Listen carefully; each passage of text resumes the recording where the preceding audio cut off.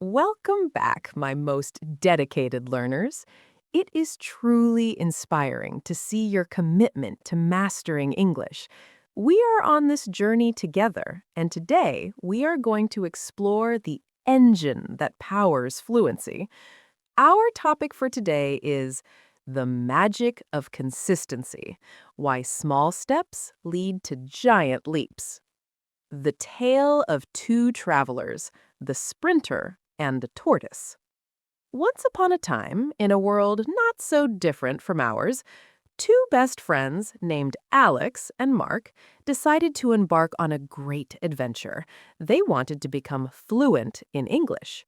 Both were excited, both bought high-quality notebooks, and both had the same goal, to speak confidently within a year.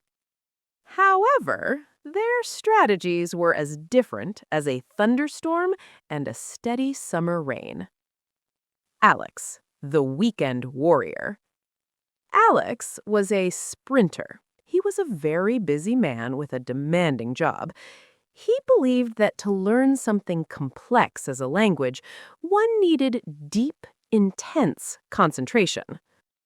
I don't have time for little bits of English during the week, Alex told Mark. I will dedicate every Sunday to my studies. I'll sit down for 6 hours straight.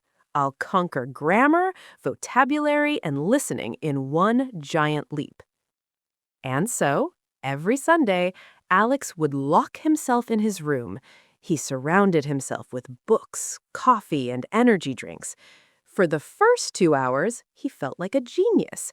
By the fourth hour, his brain felt like a dry sponge. By the sixth hour, he was staring at the wall, unable to remember the difference between there, and there. From Monday to Saturday, Alex didn't touch a single English book. He thought, I've done my work. English was a task he finished on Sunday and forgot about until the next weekend. Mark, the 15-minute philosopher. Mark, on the other hand, was a tortoise. He knew he didn't have the stamina for 6-hour sessions. Instead, he made a pact with himself. 15 to 30 minutes every single day, no matter what. Mark's English was woven into the fabric of his life. Morning, he listened to a 5-minute English podcast while brushing his teeth. Commute, he learned 5 new words on a flashcard app while riding the bus. Lunch, he read a short article or a story, like this one, while eating his sandwich. Evening, he watched a 10-minute YouTube video in English before bed. It feels like I'm barely working, Mark laughed. It's just a habit, like drinking tea. The 6-month checkpoint. After 6 months, the friends met for coffee. Alex looked exhausted. English is so hard, Mark, Alex complained. Every Sunday, I spend the first 2 hours just trying to remember what I learned the previous Sunday. It's like I'm constantly starting from zero. I feel like I'm pushing a heavy boulder up a hill, and every time I stop, it rolls back down to the bottom. Mark smiled. He said, I feel the opposite.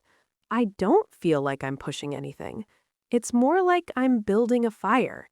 I just add a little stick every day, and the fire stays warm. Sometimes I only have 10 minutes, but I still do something. The 1-year revelation. A year and a half passed. The true difference in their strategies finally became undeniable.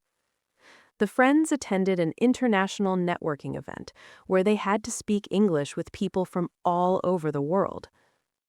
Alex struggled. Because his brain only activated English once a week, his language muscles were stiff.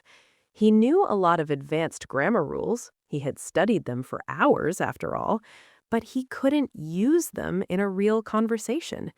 He had to stop and think before every sentence. His English was a foreign object he pulled out of a box once a week. Mark, however, was a star. His English was fluid. He didn't have to switch on his brain because his brain had never switched off English. Because he had practiced a little bit every day, his ears were trained to the sounds, and his tongue was used to the movements. He wasn't perfect, but he was comfortable. The science of the drip. Why did Mark succeed while Alex struggled? The answer lies in how our brains work. Scientists call this the spacing effect. Our brains are designed to remember things that appear frequently. When Alex studied for 6 hours once a week, his brain thought, this is a rare event. I don't need to keep this long term.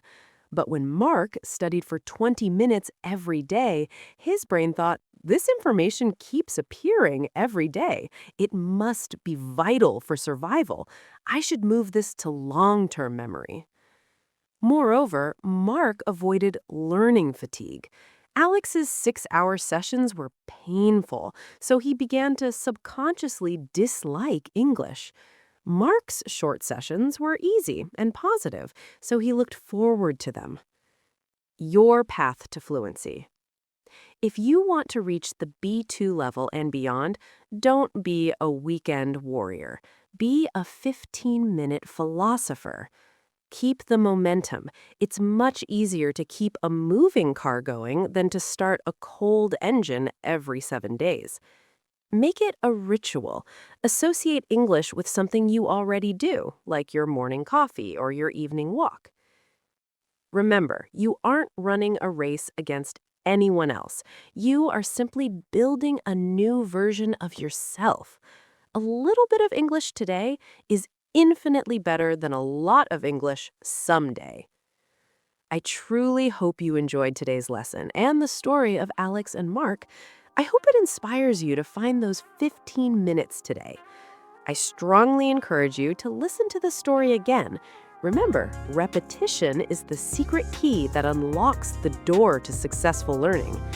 Stay consistent, stay curious, and I look forward to our next meeting. Until then, see you soon.